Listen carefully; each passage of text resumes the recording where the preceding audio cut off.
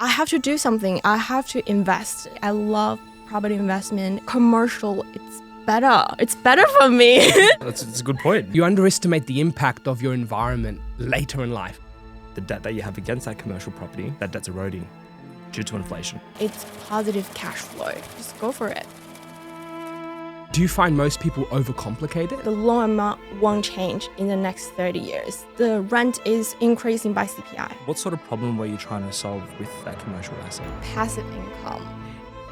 Enough to cover my living expenses. Do your days go slow? Like, I can fully rely on you guys. Don't have to worry about it. Pinch me. Is it real? Why don't we have some wine and hot pot? So I was like, you got a bit too much passive income there, Jazz. It's like... Jasmine, welcome to the Commercial Property Investing Podcast. Thanks, Arjun. Thank you for having me. I'm really excited to be here. Oh, look, it's a pleasure to have you here. And that too from Queensland. So thank you for making the trip, because obviously the weather's probably nicer up there, right? But the food isn't as good as Sydney's. Sydney we're food. blessed here with city food. I shrink. Yeah. But while you're here, you're going to indulge, right? Well, Jasmine, obviously this podcast here, many aspiring commercial property investors are listening to it. Many successful commercial property investors are listening to this. And you being here on as a client of ours, we're very grateful to have you. I wanted to start off with just to give people a bit of a background about where did you start and even just what brought you to Australia, your journey so far. I lived in France before I came to Australia, and a language could be a barrier. And I thought, even English isn't my first language, I thought I want to go to somewhere speak English, and then I feel like more familiar. And family, friends, they recommend me, said Australia, it's a beautiful country, you should come and visit. And that's why I came here and studied in construction. And I found what I'm really interested about is property investment. And I feel really, really, really lucky. It didn't plan. It just like naturally, I love property investment, and it happened to be. It's great in Australia. Yeah. Now, I mean, when people get into commercial property, it's not normal for it to be such an early thing in their life. And so it usually means someone's learned about money growing up, learned about finances growing up in a different way to what's traditional. When you were growing up, what did you learn about, money early on? Yeah, it's not traditional. I'm doing a path like very rare. I found putting money in a saving bank account, it get affected by inflations, and that I have to do something. I have to invest one way or another. So I'm just going through all the investment types, and I love property investment. That's where I started. I started from residential, but then I found out commercial, it's better. It's better for me. It's the best for me for now. Chris is very happy when I you say stuff like that. He's like, especially in front of you, the resi guy. Like. I'm like mainly residential, he's mainly commercial, so he's like kicking me in the table like, Yeah, but I guess it's different for everyone. For me, commercial performs the best. Yeah, and I also I didn't try, like I just studied other types like stocks, CDFs, cryptos, but I didn't know much of them. And so my priority is to keep the generational wealth. It doesn't have to be a very high yield. I just keep what I have against the inflation, and that's safe for me. I found commercial is very safe. Now, growing up, was money a conversation around the table? I mean, you have some communities where it's like a bit taboo. For some people, it's like, oh, no, just later. We don't want to talk about it now. And people don't know how their family's going or things are going. To influence this, great passion of yours, interest of yours, even knowledge of yours that you carry, different asset classes, everything like that, so early on in life. What was it around like at home growing up? Was there anything that influenced you to be so interested in this world of investing? That's a great question. We really talked about it. We're shy, and we try to avoid this embarrassment. So when I do my own research, I'm really grateful we have so many resources online like this podcast, and if people are interested in, they can do their self-learning. Yeah. So it was all just like it came through your learning over time, not really a home-based thing. I love hearing stories like that because people think that everything's about your situation when you grew up or how you were being taught when you grew up. And you then don't, you underestimate the impact of your environment later in life. It can change. Your environment can shift. You underestimate that there is one person in that household that can go and take passion and interest in other things, not just everything around what the household is saying. So I just love how, like, even though it was a shy, like, kind of household that doesn't talk too much about it, you're like, nah, I want to go learn about this stuff. I want to go out there and find it. That's really, really interesting to know. But I guess when you think about what you wanted your money to do for you, you talked about it beating inflation. Was it that simple for you to go, now I'm ready to start investing? Or do you find most people overcomplicate it and that's why so many people don't start investing? What are your thoughts there? Yeah, it should be straightforward. So if I know saving the money just put in a saving account, it will be inflated. Why do I wait? Why do I lose the opportunity cost? That's a good point. It's really Commercial, it ticks all the boxes. It's positive cash flow, and it has the asset appreciation by time. Yeah, and just go for it. Inflation's a really important topic because if you hold your money in a bank, inflation's eroding it and the bank's paying you less than what inflation is. That's how they make their money, right? But if you do the opposite and you leverage and you take on debt, the inflation eats away at your debt over time. And if you're positive cash flow with commercial, you're getting cash in the bank, but also the debt that you have against that commercial property, that debt's eroding due to inflation. So, Jazz, you know a lot about investing, right? Before you started going with commercial, you know about resi, crypto, stocks. When did you decide that commercial was the right move or the next move for you? That was a great point. Leveraging, and for whether resi or commercial, I can leverage more than other investment types. And I think leverage is my great friend because whatever I borrow today, the loan amount won't change in the next 30 years. It won't change with CPI increase. So think of it like in 30 years, whatever I borrow today, it would be nothing in the 30 years. Yeah, so I feel like if I borrowed today, then inflation is my friend. Especially with commercial where you have increases in your rent by CPI or by a fixed amount as well. So your rents are increasing, your debt's potentially decreasing, but it's decreasing by inflation, whereas your asset's appreciating as well. So it's a double whammy. Yeah, the commercial, especially the lease review, it says in the contract, the rent is increasing by CPI. People come to us for a number of things, right? So for resi, for commercial, and they either have a target or a goal, or they want to get cash flow to fulfill their day-to-day lives.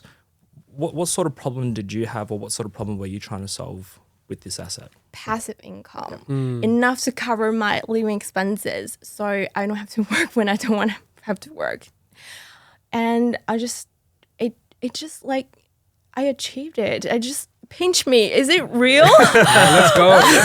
Well done, guys. So out of the three things, out of like income, time, and certainty, we obviously ticked those three boxes for you with this asset, but it was mainly the income that was deriving from that asset. Is that right? Yeah, awesome. Loving the show and keen to invest? Well, book your free discovery call and we'll actually walk you through how to build a high growth portfolio without all the guesswork. Just jump onto the link in the show notes or visit investorkit.com.au to book your discovery call. And now let's get back into the show. Does your day slow down now?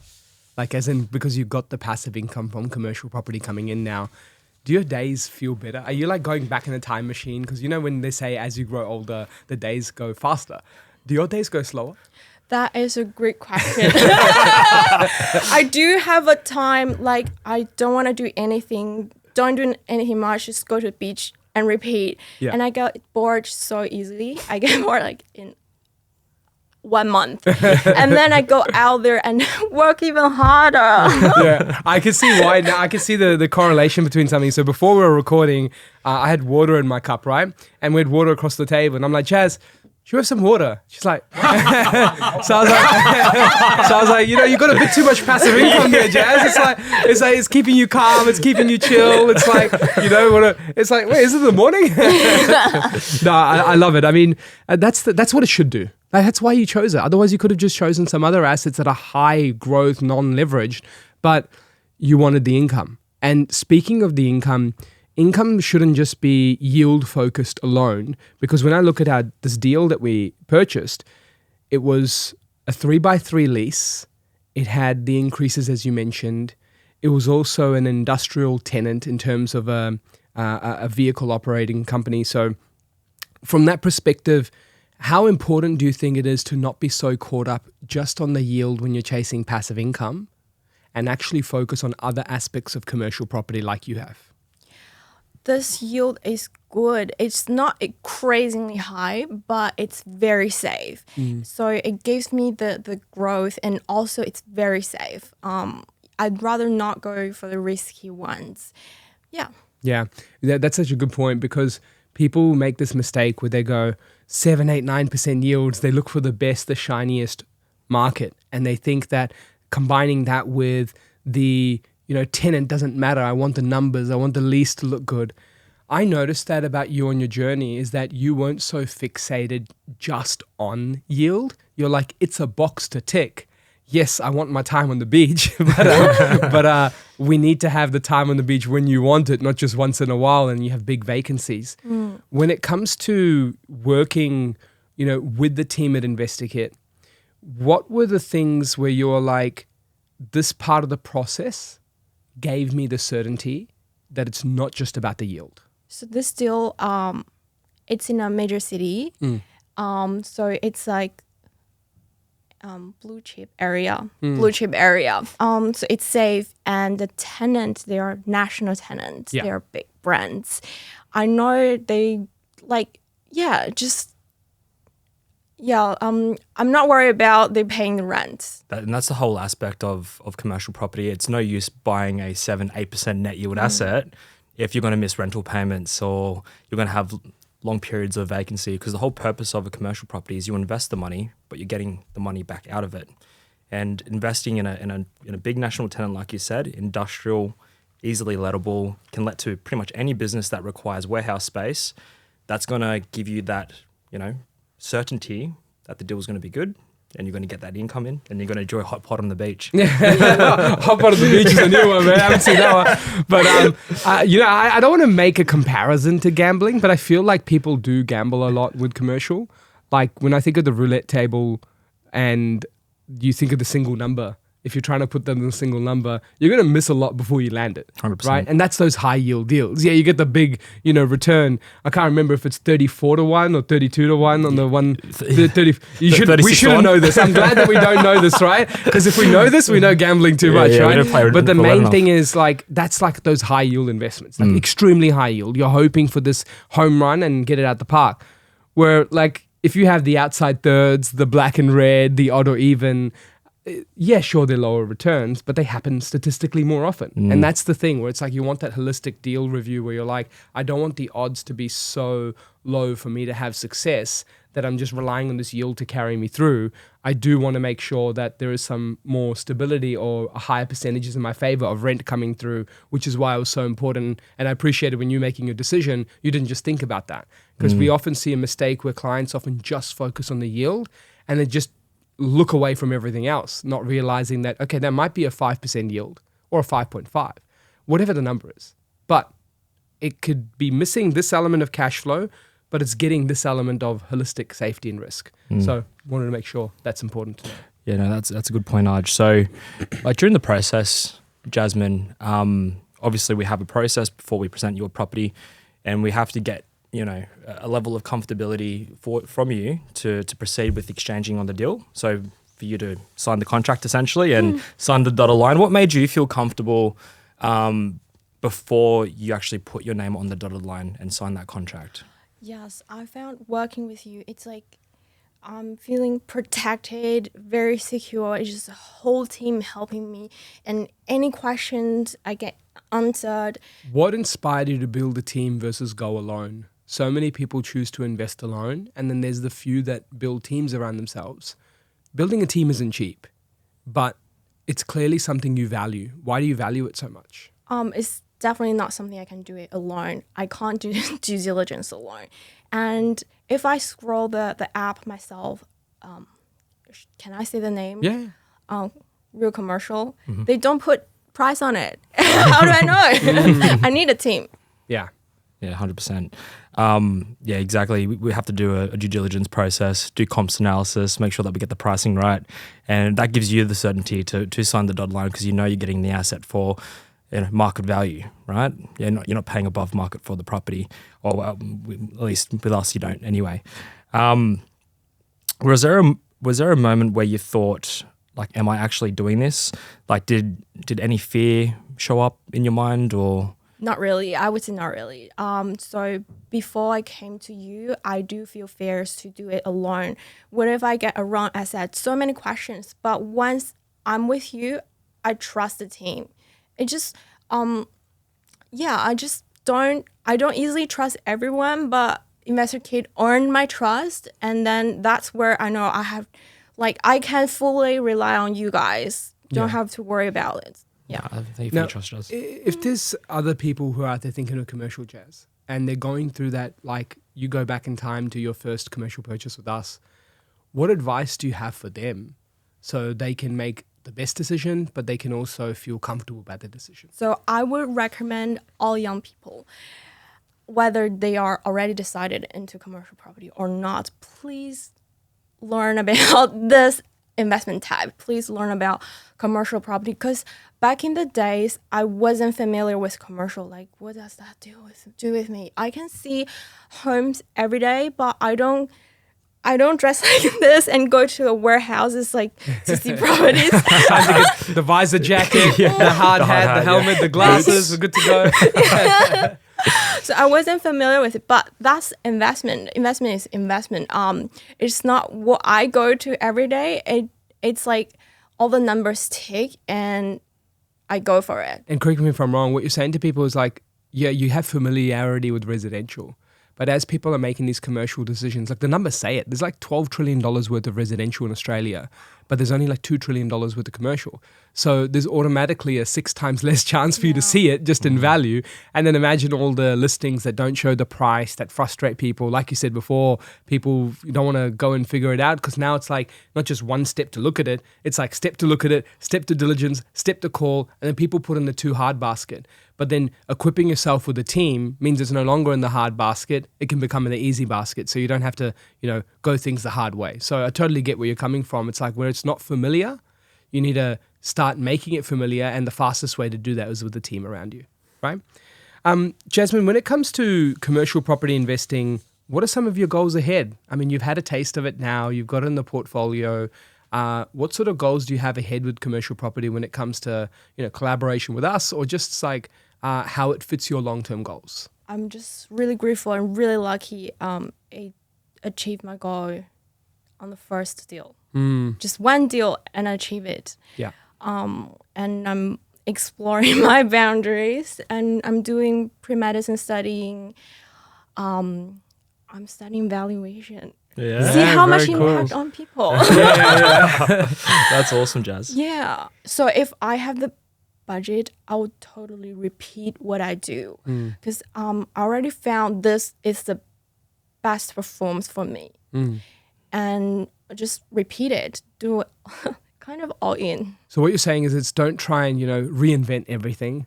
You've already seen success with one. You're now chasing your passions through studying medicine again and studying other valuations and just the interest in commercial. We've turned you into a fellow property nerd. That's all we've done, right? You just want to help people. It's great. Yes. And then finally, it's like, well, why would I go off course? Like, because that's the thing. When people discover new investments and they've done a great job for them, they think that every time they discover a new investment, it's going to be another great job. But like the difference is that people, instead of doing that, should stay in the lane. Like now that you found that investment, it's worked for you. What's stopping you from having 2 times the outcome by just having another property, right? And so I feel like that's such a simple but powerful answer you've given there, which is like, just do it again. Just do it again. So when it comes to then, Chris, I want to get your thoughts on this. When it comes to commercial property investors, like working together with Jazz, what have you found Jazz has done as a client that's actually enabled you to get the best result for her? Because I feel like too often people like Jazz talk us up and make us feel good, but it's two to tango, right? It takes a great client to work with someone to get a great result. What is it that you find working with Jazz has enabled that great result? So other clients listening, be like Jazz. No, exactly. So I suppose in our business, Arj, we're not a volume-based business. Yep. We're very much a tailor-made business to our client. And now every client's different, whether you're a business owner and you're time poor, the service can just be very summarized for you. But for people like Jazz who really want to learn and who really want to indulge in the content, I'm side by side with Jazz, and the trust that she gives me and her telling me what she needs as a client has enabled me to tailor the service to her. So it's really just the trusting and just figuring out what the client actually needs and how they want it. Trust, two to tango. Well, Jazz, do you have any final thoughts you'd like to share with others listening to this podcast, hoping to get into commercial property or scale their commercial property further, or even maybe they've got residentials and they have a successful investment portfolio, but they're like, you know what? I want to get into commercial. Any final words of advice for them? Yes, I highly recommend everyone should discover commercial property. Yeah, commercial investment property. Yeah. Awesome. And Chris, any final thoughts with just, Jazz's journey in terms of where to next when it comes to her commercial property, in terms of like, what does the next assets look like and why when it comes to her building wealth from here? Yeah, so I think the next move in your portfolio is probably another commercial. Is that right, Jazz? So the next move would be safe, stable asset, because Jasmine's going to school now. So we're going to just compound what we already have, buy another asset just so she can facilitate the medicine school, and she doesn't have to worry about medical bills or they're not cheap studies, right? They're not cheap at all. Very long journey. Yeah. So it's buying another commercial asset and seeing some more positive cash flow. Yeah, I think that's such a big one that like not many in the residential can say, is that residential, it has such a powerful long-term wealth growth part, but it doesn't change your life today. You know what I mean? And when I hear you say, Jazz, like I'm going to repeat it again, or it's given me this option, I'm spending a lot more time, the days are slower. And then Chris going, well, she like to go back to studies, take some time away after she's added that next asset, then it just shows you how it's impacting your life right now, not like later. And so I just feel it's such a powerful vehicle, and hence why we launched this episode and launched this show, just for more Aussies to know the power of it and how it can help their lives moving forward. So Jazz, thank you for trusting us to be a part of your commercial property investing journey, and for coming down to Sydney to record with us from Brisbane. Thank you. Now, we're definitely keen to catch up with you again. And yeah, look, there'll be some wine in the glasses next time. Yeah, next time. Yeah, we got to get our passive income up to be like, chill like that. So thanks a lot, Jazz. And for everyone tuning in, if you'd like more episodes where we bring on clients, speak to them, just drop a comment, drop a like, and share this episode, because it just shows the importance of commercial property on the journey to grow wealth and how it can help you when it comes to giving you the choices and options now, not later in the future.